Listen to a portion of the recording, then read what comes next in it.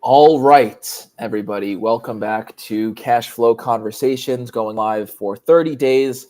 Today's day 26 on my capital raising journey, almost at the finish line, almost at the home stretch. So very, very excited for that. With that said, I wanted to have my amazing fiance on because we wanted to talk about, or it was more so my idea, candidly, wanted to talk about selling. Lisa has been in sales for over a decade, predominantly in the hospitality space, and she has a lot of wisdom. Not just saying that because she's my significant other, but because I've heard other people say that as well. So it's from a third party as well, not just my own perspective. With that being said, Lisa, welcome to the live stream. Thank you. Thanks for having me today. I appreciate it. Certainly, certainly. So wanted to talk about your career within sales. And the first question is, what what roles have you had throughout your career?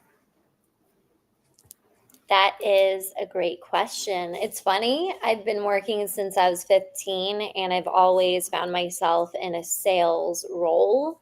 That was never the plan or the intention. That's just how life happened for me. And end of the day, it's very rewarding. Also, it has its challenges, of course, which we'll get into, but very rewarding because you get to work with people day in and day out. So, my background, I was working since I was 15. I worked at a deli, so front and center, right at the counter. I also worked with my aunt and uncle, who are extremely they've always been a couple that I've looked up to. They've always been so inspiring. They actually met when they were 13 years old. They Wow. worked together at a Dunkin' Donuts. They ended up purchasing a Dunkin' Donuts, selling that, going independent, and I worked with them when they owned a cafe in Ridgefield, Connecticut. So a bagel shop and cafe, so breakfast and lunch. I was on my feet for about 13 hours a day because with them being the owners, they were in the thick of business ownership, and I was right there with them being a family member. And that's just the work ethic that I had that's instilled in me Definitely.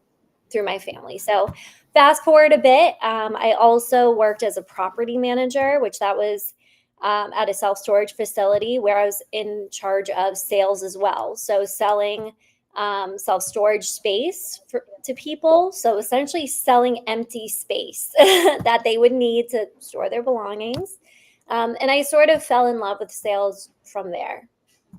Starting out when I was young in college, doing that to pay my way through. And then over time, my first job outside of college was also, lo and behold, a sales job. I actually applied to work in account management for a startup in San Diego, California. And when I interviewed with the executive team there, they decided to put me into sales. And yeah, so that was my first job outside of college. That was a sales job. And since then, I've worked in marketing, sales, so software as a service. I sold software, SaaS, in sales, and that was a lot of telephone sales. And I also have worked in hospitality, and that is currently where I am. So I handle large scale corporate events for Foxwoods Resort and Casino in Connecticut. And that's my role there. I sell the convention space to meeting planners. I help them plan those large scale events for anywhere from it could be 100 people all the way up to 5,000 people. And I enjoy it very much. Very Yeah. good. That's incredible.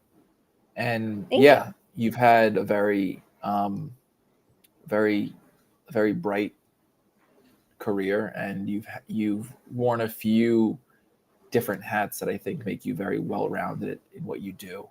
So, it's important because you learn various things at jobs that you can piece together to have a good foundation. And 100%. my next question is, from the time you started in sales to today, what are what are a few things that you've changed and that you've implemented, and things that you really learned from, things that you were doing early on in your career that Mhm. you are not doing today, perhaps. And, I guess the question is like, how have you changed your approach when it comes to sales? Yeah, great question. So, starting off in sales that happen in person, so being, at a counter versus you're selling products over the phone to people, majority of the time that you've never met in person, there it could literally be someone you just get on the phone, Hmm. and see if they would want to purchase what you have, your product. And then handling sales also predominantly on the phone, through emails, through what's called an RFP process. So that's when a potential client requests a proposal um, from you, and then you go through what they're looking for. You talk with them, you discuss, the logistics of everything, and then you send them a proposal and go from there. So to answer your question, what I've done in the past that I wouldn't necessarily do now, I would say I've definitely gotten very good at rejection through the years. If Hmm. sales and, you know, you think it's going to be rainbows and butterflies all the time, you're going to get yes after yes after yes. That's just not the reality. You're going to get more no's than you will get yeses.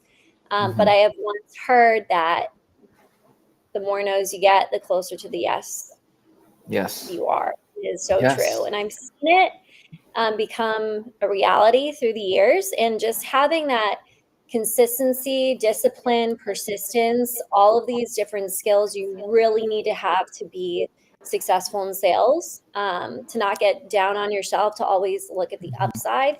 So I think when I first started out, I definitely was hard on myself. Like, I'm a perfectionist by nature. I'm a type A personality. I did very well in school. So I came out of the gate thinking, okay, sales, that shouldn't be that hard. um, I was wrong. I got faced with rejection and no after no. And I was very hard on myself. So if one thing that I've changed through the years is the perspective of things. The perspective you have on things is so important, and not taking anything personally at the end of the day. So yeah, that to answer your Definitely. question, that would be it. Definitely. I think the perspective is key, because when you when you set certain expectation that you won't get a yes every single time. In fact, you'll probably get no more often than not. Um, you could even apply like the 80-20 rule, right? 80% of the time you'll get no, 20% of the time you'll get yes. And if you have that mindset going in, it sets the expectation, because if you have high expectations at first, it'll really get you down. And that comes across when you're speaking with people, and when, you're selling your services, or, you're selling your product, whatever it might be, whatever you're thinking, and whatever your mindset is, it comes across, and it certainly affects the way you speak, your tonality, your delivery. So I think that's sage advice, definitely. Thank you. And the last question I think I had was, what's one book that you've read recently, or one book pertaining to sales that you've enjoyed? So I've been on, recently, and thanks to you for introducing me to the author. So John C. Maxwell. So he has quite a Hmm. few books out there that pertain to leadership development, that also coincide with sales.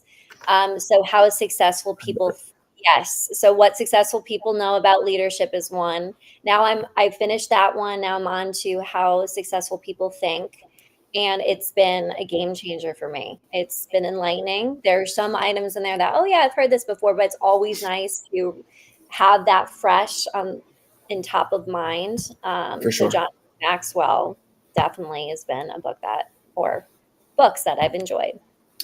I agree with you. And there's a lot of things that we've heard numerous times. whether it's to, always look on the bright side. You'll get more no's before you'll get yes. It's going to get ugly before it gets pretty. Yep. We've heard it, but there's a great quote. Oftentimes we need to be reminded more than we are taught. So I'll let that sink in. Very well said. Thank you.